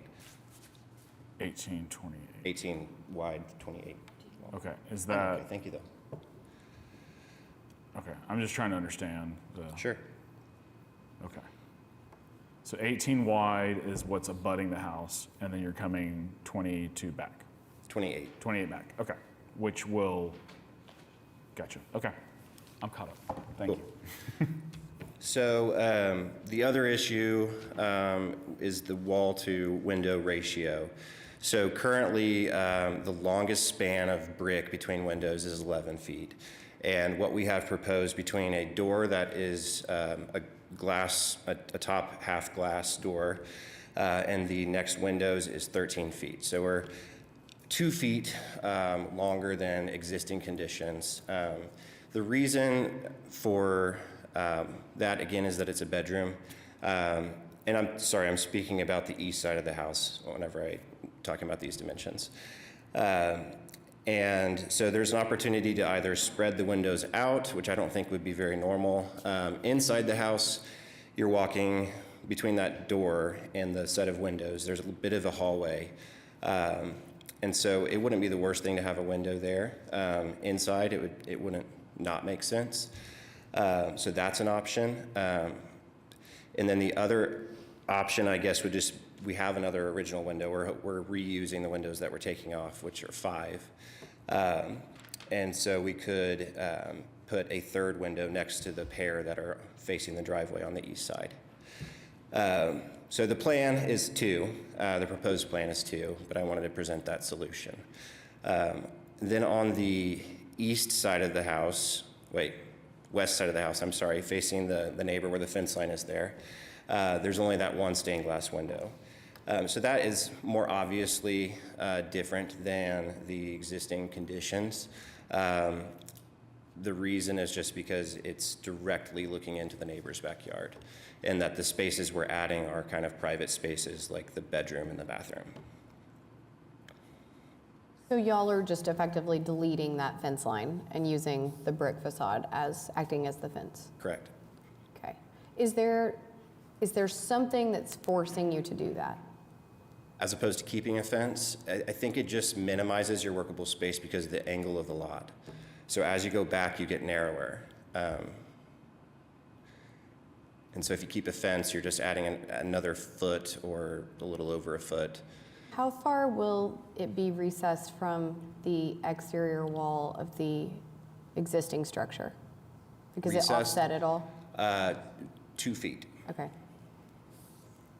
Sorry, it's hard to see exactly like where that, Yeah.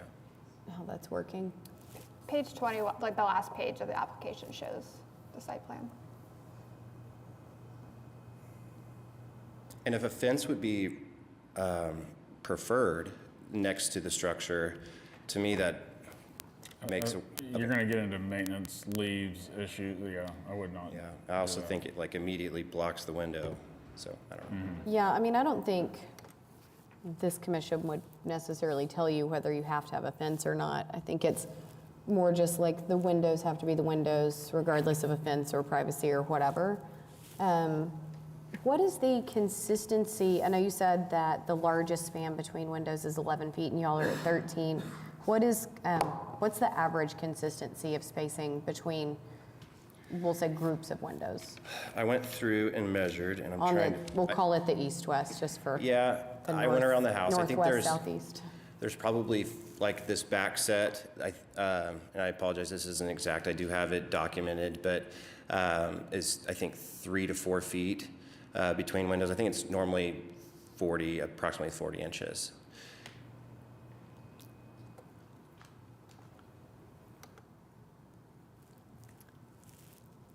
Yeah, so personally, I think the majority of this addition, it's in the backyard, it's not visible from the public right away. You know, whatever you want to do back there, I think you have some flexibility. My opinion, that doesn't hold up a vote either way, is I would maybe study the location and the quantity of windows that you have in the backyard, just as like you have, do you want to be seeing from that bedroom more behind the addition? Yes. Or like towards the driveway? Behind the addition, Okay. which will be effectively their only grass yard, because the driveway currently, there's only a couple feet of grass. That's fine. Okay, so that's appropriate to put more of your glazing there.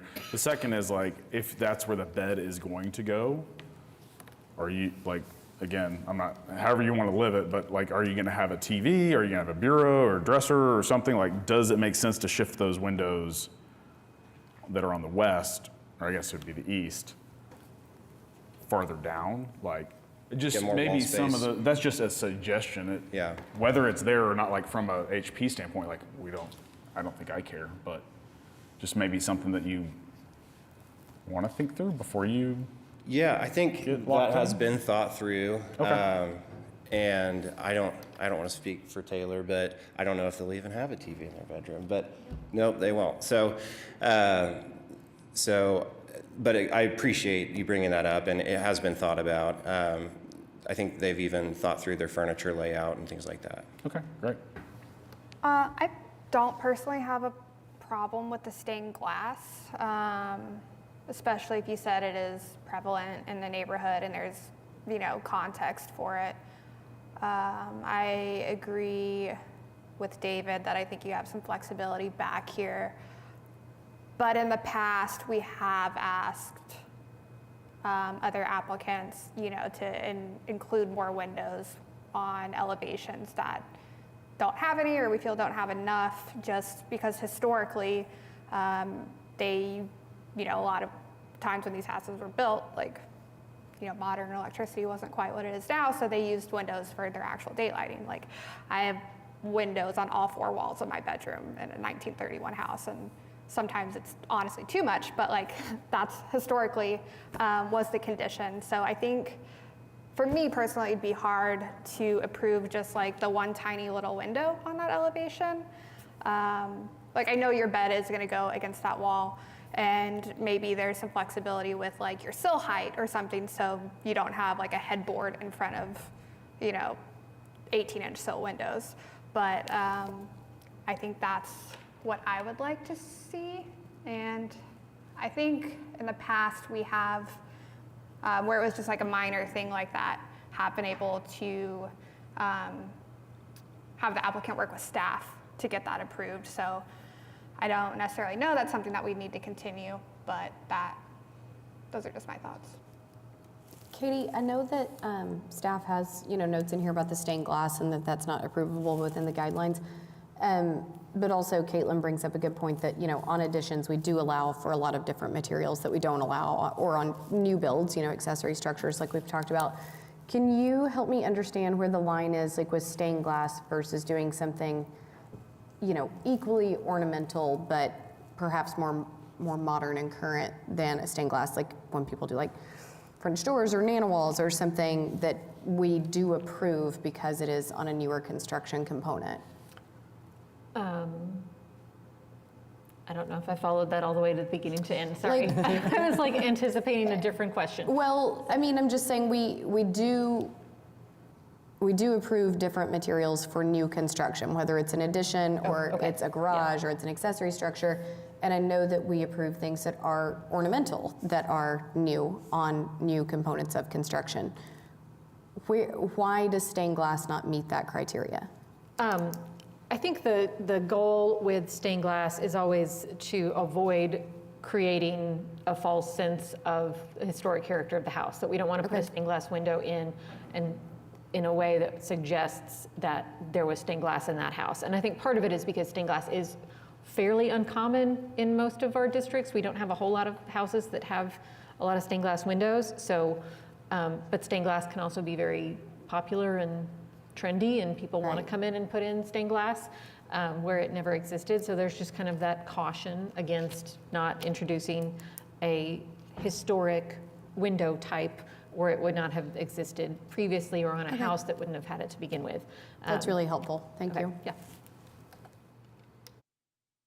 And the stained glass window is the only proposed different window than what's originally there. So that's, I hope, a fair point, that if we have 5 windows to reuse, we're only adding 1 on a pretty invisible portion of the house, and the rest are staying with the house.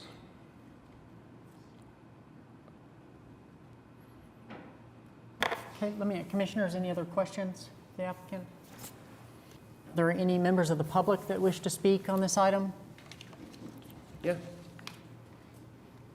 Applicant Taylor Sminsky. I just want to stress a few points. So this is my and my husband's first home, and we do aim for this to be our final home. And we plan to be very good stewards of our 1929 house. Along with Carter, we're very thoughtful in the approach of this addition for it to be functional, first and foremost, but also beautiful and as seamless as possible as it can be. As Carter mentioned, we're still renting in Douglas Park, and we have purchased this house. So mortgage and a rent, it's not an insignificant financial consequence. But we do want to do a great job with this home and this addition. So I appreciate your time and your consideration. Thank you. Okay, commissioners, any other comments or anybody ready to make a motion? I mean, my only other comments are that the conditions staff has attached are pretty simple. Like, I would hope that we could just get to an agreed upon condition there. It feels like the bulk of the project can be hugely successful with these minimal recommendations from staff, but it's not my house. So the two conditions are add a window and, Clear glass. well, it's add one window to the driveway side and no stained glass window. Right. The neighbor's driveway side. The That window fence would side. look into the neighbor's driveway. Yep. Sorry. Right, but Okay. yes, those are So the two two windows. conditions. Yeah. Conditions, okay. And is that, are either of those conditions acceptable to the owner? Yes, I think, the way they've proposed it, again, on the emotional side, they've been very intentional. This is their first home. They want to live here their entire life. So it's sad to let go of these things, but unless things have changed, you gave me the green light to accept so that we can get started. So I think we would. Personally, I think you will benefit from that extra window from just a daylighting standpoint as an aside, but, so I don't think you'd be upset with that window. Is it appropriate to ask for you guys to, an unofficial vote, share who it would say no to stained glass and who would say yes, so that we can, that would be a vote anyway. Love how direct our applicants are today.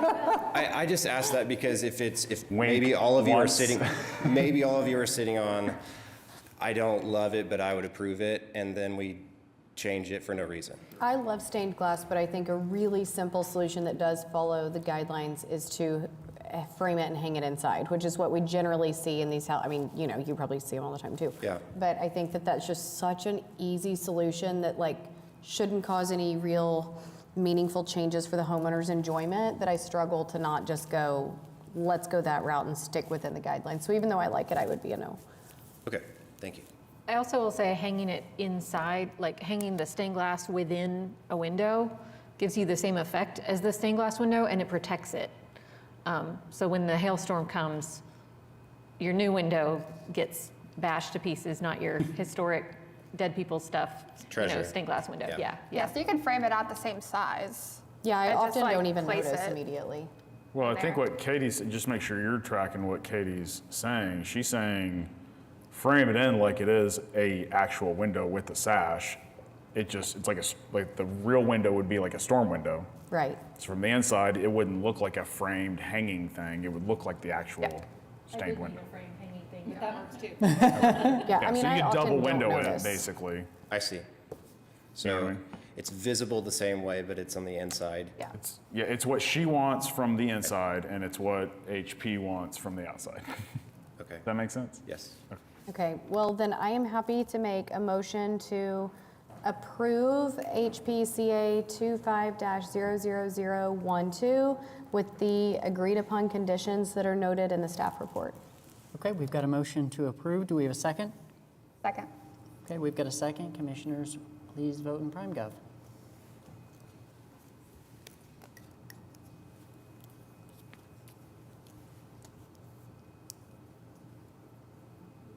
I second.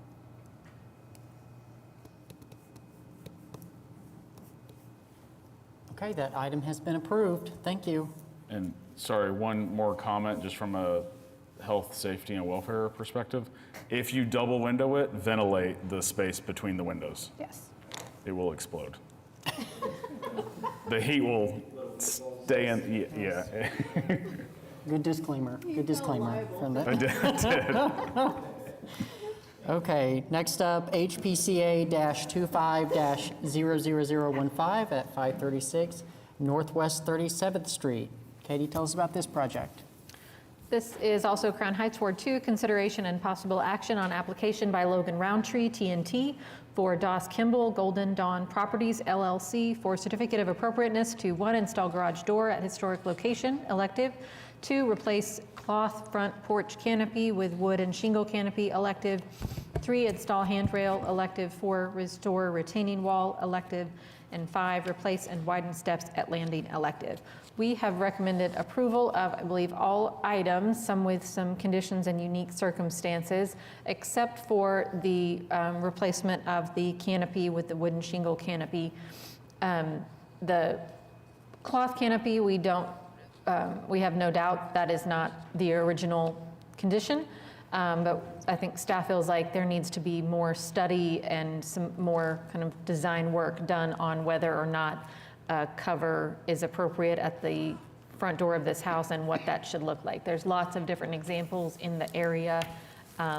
Most of the houses do have a small porch with a small cover over the front door, but we just think this isn't at a point yet where we would recommend approval. Okay, Katie, thank you.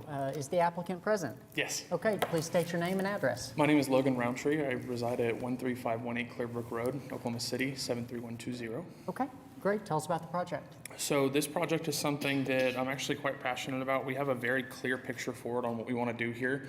There's not a whole lot that we're changing to the front face exterior, minus adding a garage door, which we have picture proof that should have been provided as well. That was once upon a time there. My footer that was poured to cover that up is very different than the original footer that I have for that property.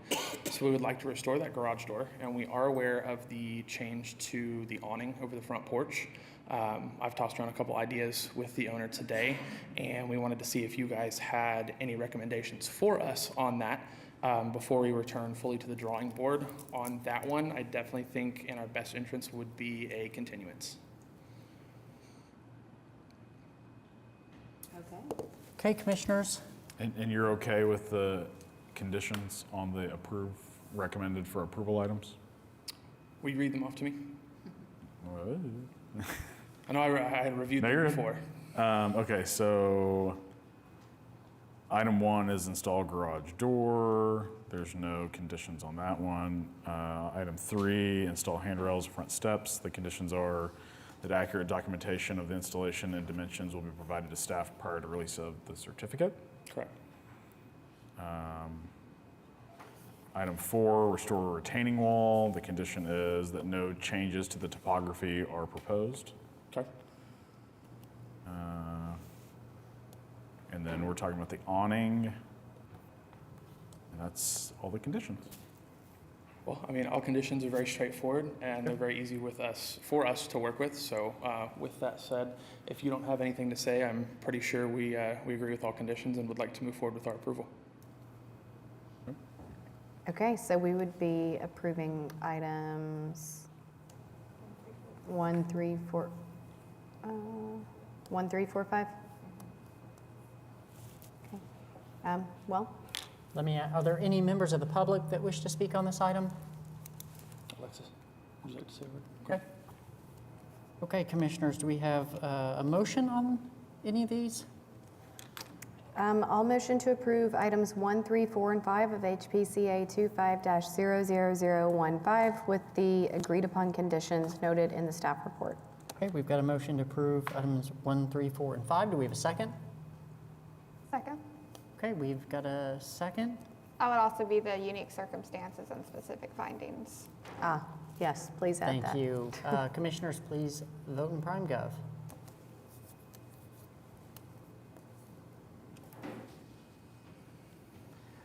Okay, those items have been approved. Now it's just down to number 2.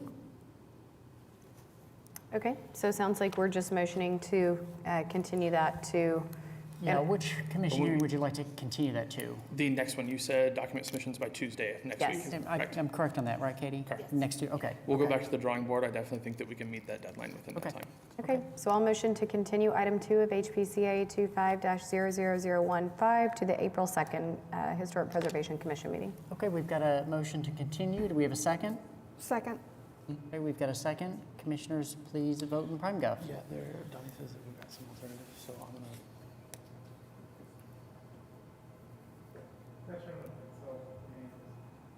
Beautiful.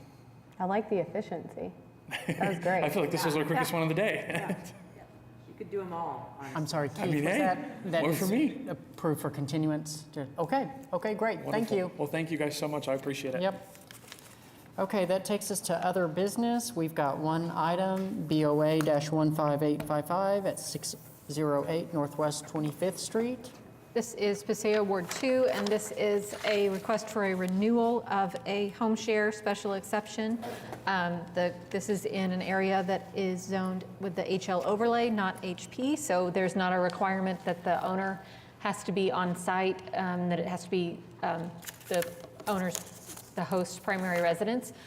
This one has been recommended for approval by the commission previously, and we're not aware of any issues. We didn't get any comments, so we would recommend a recommendation of approval again to Board of Adjustment. Okay, commissioners, any questions? Are there any members of the public that wish to speak on this item?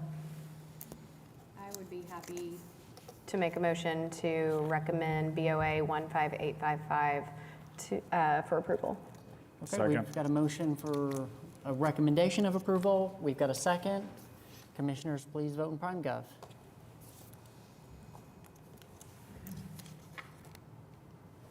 Okay, that item has been approved for recommendation. Okay, that takes us to communications and reports, administrative approvals. So we've got a few there, Katie. Yep, no action required on any of these. As always, if you see something on that administrative approval report, let staff know if you have questions. Okay, and it appears we don't have any withdrawals, administrative closings. Correct. No news from City Council, nothing for Board of Adjustments, nothing from Planning Commission. Do we have anything from Municipal Councilor's Office? No, not at all. Okay. Thank you. Okay, the next regularly scheduled meeting for the Historic Preservation Commission is Wednesday, April 2nd, 2025 at 2 p.m. at the Municipal Building, City Council Chamber. New applications for this meeting were received February 4th, 2025. New information on projects continued from today's meeting to the upcoming meeting must be submitted to staff by 4 p.m. Tuesday, March 11th. The next regularly scheduled workshop for the Historic Preservation Commission is April 9th, 2025 from 11:30 a.m. to 1:30 p.m. in the Embark Large Conference Room, Suite B at 431 West Main Street. Are there any items from commissioners? Just me officially requesting that we receive a new commissioner again, on the record, on public TV. Any other items from commissioners? I second that. Thank you. Any citizens wish to be heard? There being none, we will adjourn at exactly